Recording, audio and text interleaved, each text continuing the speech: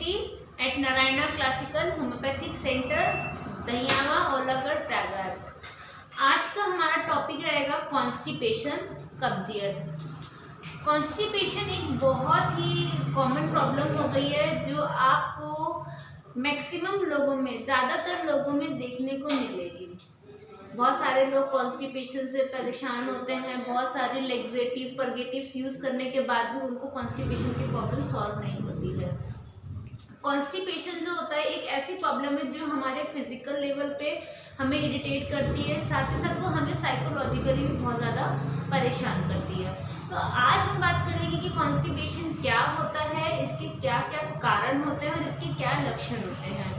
Constipation मतलब कब्जियत, मतलब हम स्टूल जो है, जो हम लैट्रिन कर रहे हैं वो हमें सही तरीके से नहीं हो रही है।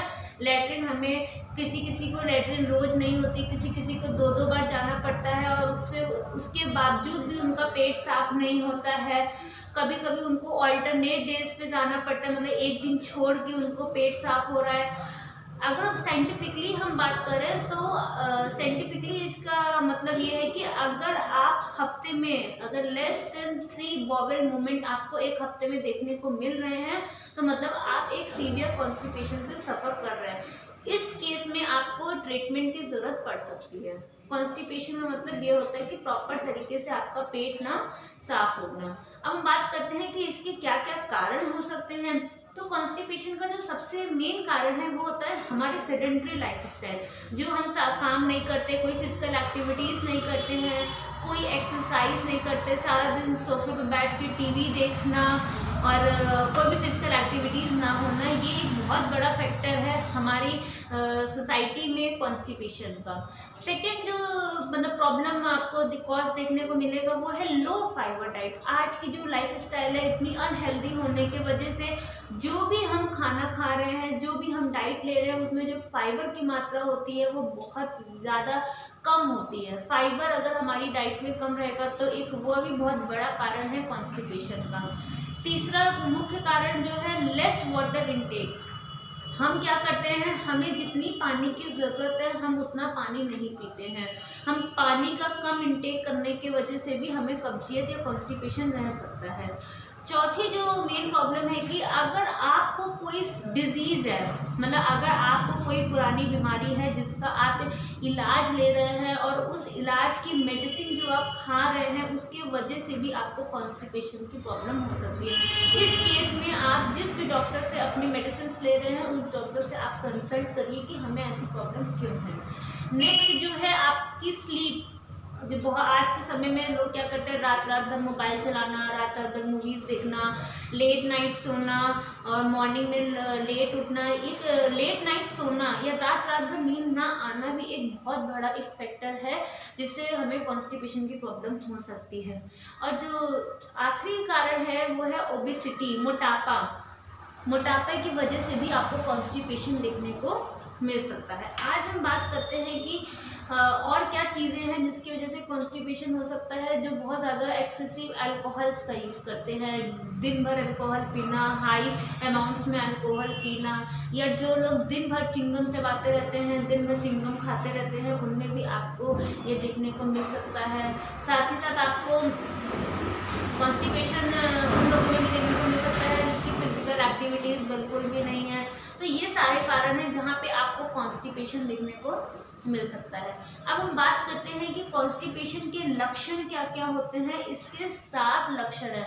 हाँ, मैं एक चीज़ आप लोग को और बताना चाहूँगी कि बहुत सारे लोगों का कहना है कि बनाना में एक ऐसा फाइबर होता है जो हमारे अंदर एक कॉन्स्टिपेशन बनाता है। तो जी हाँ, बनाना से भी कॉन्स्टिपेशन की प्रॉब्लम हो सकती है। इसीलिए हम लोग जब किसी को लूज मोशन होता है, डायरिया की प्रॉब्लम होती है, तो उसमें हम उनको रिकमेंड करते हैं कि वह बनाना इंटेक करें, जिससे कि क्या होता है कि जो उनकी लैट्रिन जो बार बार हो रही है उसमें उनको आराम मिलेगा। अब हम बात करते हैं कि कॉन्स्टिपेशन के क्या क्या लक्षण होते हैं।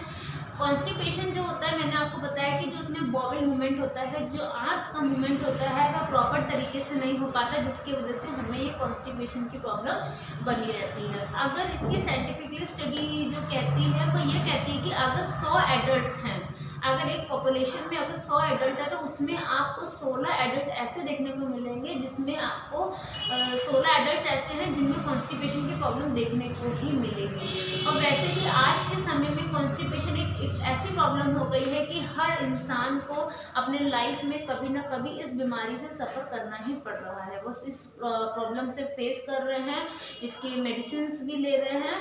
तो आइए हम बात करते हैं कि कॉन्स्टिपेशन के क्या क्या लक्षण हो सकते हैं। तो आज हम बात करेंगे कॉन्स्टिपेशन के 7 लक्षण जिसे हमें समझना चाहिए, इस पे हमें ध्यान देना चाहिए। अगर आपको अपने अंदर ये 7 सिम्टम्स या 7 लक्षण देखने को मिल रहे हैं, मतलब कि आपको कॉन्स्टिपेशन की प्रॉब्लम है। सबसे पहला जो है आपका जो मुख्य सिम्टम है वो है कि अनहेल्दी बॉवेल मूवमेंट। आपको स्टूल प्रॉपरली पास नहीं हो रहा, आपको पेट साफ नहीं हो रहा, लैट्रिन साफ तरीके से आपको नहीं हो रही है, आपको दिन में 1 बार जाना पड़ रहा है, कभी कभी 2 बार भी जाना पड़ रहा है। बहुत सारे लोगों में 1 दिन छोड़ के मतलब उनको जाना पड़ रहा है, मतलब कि less than 3 week per week, मतलब 1 हफ्ते में अगर 3 दिन से कम अगर उनके बॉबल मूवमेंट या आंत की मूवमेंट या लैट्रिन नहीं जा रहे हैं, तो उस केस में ये एक बहुत मुख्य कारण है कॉन्स्टिपेशन का। दूसरा जो कारण है वो है स्ट्रेनिंग। नॉर्मली क्या होता है कि जब हम लैट्रिन पास करते हैं तो हमें कोई एफर्ट नहीं लगाना पड़ता, ये बिना एफर्ट के ही जो हमारी लैट्रिन पास हो जाती है। पर अगर हमको लैट्रिन के दौरान स्ट्रेन करना पड़ रहा है, ताकत लगानी पड़ रही है, बार बार इधर उधर कसरत करनी पड़ रही है, पुश करना पड़ रहा है, तो ये भी एक बहुत बड़ा कॉन्स्टिपेशन का सिम्टम है। स्ट्रेनिंग के समय बहुत ज़्यादा स्ट्रेनिंग करने से हमें और भी प्रॉब्लम्स हो सकती हैं, जैसे कि यूरिन इनकॉन्टिनेंस हो सकता है। जो यूरिन के जो स्फिंक्टर है वो ढीले हो सकते हैं, बार बार हमको यूरिन भी लग सकती है। हर्निया की प्रॉब्लम हो सकती है। बवासीर, जिसको हम मेडिकल लैंग्वेज में पाइल्स बोलते हैं, इसकी भी आपको प्रॉब्लम हो सकती है। अगर हम बात करें कि इसका तीसरा कारण क्या है, पेट फूलना, पेट में भारीपन लगना। अगर हमें कॉन्स्टिपेशन की प्रॉब्लम रहेगी तो जो हमारी लार्ज इंटेस्टाइन है, जो बड़ी आंत है, उसमें क्या होगा, लैट्रिन जो है वहाँ जाके इकट्ठा हो जाएगी, लैट्रिन आगे पास नहीं होगी, जिसकी वजह से हमें बड़ा भारीपन सा महसूस होगा, ब्लोटिंग फील होगी, फुलनेस फील होगी, भारी भारी सा लगने लगेगा, जिसकी वजह से हमें एक डिस्कम्फर्ट सा महसूस होता है। नेक्स्ट अगर हम बात करें, चौथा जो लक्षण है उसमें आपको क्या होता है, टेनिसमस। मतलब कि टेनिसमस भी एक बहुत बड़ा सिम्टम है कॉन्स्टिपेशन का। मतलब इसमें आपने लैट्रिन पास कर ली, उसके बावजूद भी आपको बार बार ये लगेगा कि हमें पूरी तरह से हमारा पेट साफ नहीं हुआ है, मतलब हम पूरी तरह से लैट्रिन अभी नहीं कर पाए हैं, हमको हो सकता है दोबारा जाने की ज़रूरत पड़ सकती है। अगर नेक्स्ट बात अगर आप करते हैं तो हार्ड और लंपी स्टूल। हार्ड और लंपी स्टूल की अगर हम बात करेंगे तो इसमें क्या होता है कि जैसे जो लैट्रिन होती है वो हमारे बड़ी आंत में जाके इकट्ठा हो जाती है। जब वो बड़ी आंत का काम क्या होता है, वो लैट्रिन से क्या करती है, पानी को एब्जॉर्ब करती है। अगर जब ये जो हार्ड स्टूल, अगर इसने लैट्रिन से पानी को एब्जॉर्ब कर लिया तो ये क्या करेगा, जो स्टूल होता है वह हमारा जो स्टूल होता है वह हमारा हार्ड हो जाएगा। स्टूल हार्ड हो जाएगा तो उसमें क्या होगी, गांठ सी बनने लगेगी, और ऐसे लंपी स्टूल को पास करने में बहुत ही ज़्यादा हमें फिर दिक्कत होती है। ठीक है, नेक्स्ट लक्षण क्या है कि गैस।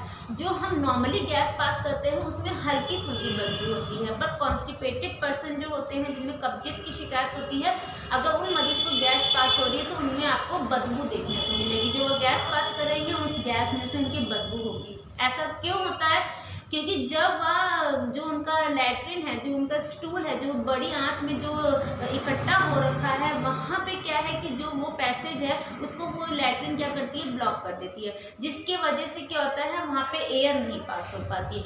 एयर ना पास होने की वजह से जो ऊपर जो गैस बन रही है, जब वो गैस धीमे धीमे पास होती है तो उसमें से आपको फिर बदबू देखने को मिलती है कि उसमें आपको बदबू महसूस हो रही है। तो नेक्स्ट क्या है, फ्लैचुलेंस। आपको नेक्स्ट सिम्टम क्या देखने को मिलेगा, फ्लैचुलेंस। फ्लैचुलेंस 2 तरह का होता है, एक तो आपका मैकेनिकल होता है और दूसरा क्या होता है, बैक्टीरियल ओवरग्रोथ की वजह से देखने को मिल सकता है। मैकेनिकल में क्या देखने को मिलता है कि कभी कभी क्या होता है कि जो स्टूल होती है वो क्या करती है, जो हमारी बड़ी आंत है उसको क्या कर देती है, जाम कर देती है, वहाँ पे जिसको जाके ब्लॉक कर देगी, चोक कर देगी, उसके वजह से वहाँ पे फीकल इन्फेक्शन डेवलप हो जाएगा, और जो वहाँ से जो पास होने वाली जो गैस है उसमें आपको क्या देखने को मिल सकती है, बदबू देखने को मिल सकती है। कभी कभी क्या होता है कि हमें अपनी लैट्रिन पास करने के लिए हमें बॉवल मूवमेंट के अलावा और भी कुछ करना पड़ता है, जैसे कि बहुत ज़्यादा ताकत लगानी पड़ती है, इधर उधर करना पड़ता है। कभी कभी ऐसा भी आता है कि हमें फिंगर का भी यूज़ करना पड़ता है अपने लैट्रिन को निकालने के लिए। तो यही एक बहुत बड़ा कारण है कि कॉन्स्टिपेशन आज के समय में बहुत ही ज़्यादा कॉमन प्रॉब्लम हो गई है, इससे हर बंदा फेस कर रहा है। और अब बात करते हैं कि कॉन्स्टिपेशन का क्या अमाउंट होना चाहिए। तो जो कॉन्स्टिपेशन का जो अमाउंट है वह एक बनाना की तरह है। उसका जो अमाउंट है, जो उसकी साइज है या जो उसका कंसिस्टेंसी है, वो टोटली इस पर डिपेंड करता है कि हम कितने अमाउंट में डाइट ले रहे हैं, क्या हमारा फाइबर है हमारे डाइट में, कितना हम पानी पी रहे हैं। ये सारे फैक्टर्स बहुत ही ज़्यादा मैटर करते हैं हमारे स्टूल की कंसिस्टेंसी या उसका साइज बताने में। अब इसमें हमें क्या खाना चाहिए, क्या नहीं खाना चाहिए और किस किस चीज़ों से हमें कब्जियत होती है, इन सबको हम आपको नेक्स्ट पार्ट में बताएंगे। Thank you. अगर आपको कॉन्स्टिपेशन की ये वीडियो अगर आपको हेल्पफुल लगी हो तो आप इसको ज़्यादा से ज़्यादा शेयर करें। और अगर आपको कोई भी पर्सन अगर कॉन्स्टिपेशन से सफ़र कर रहा है तो वो कॉन्टैक्ट कर सकता है Narayana classical homeopathic centre, Dahiyawa, Olagarh, Prayagraj. Constipation के लिए हमारे यहाँ बहुत अच्छी अच्छी होम्योपैथिक रेमेडीज़ हैं, जिससे लेने से पेशेंट को बहुत जल्दी और बहुत अच्छा आराम मिलता है। तो किसी को भी अगर कॉन्स्टिपेशन से रिलेटेड कोई दिक्कत होती है तो वो संपर्क कर सकते हैं। Thank you.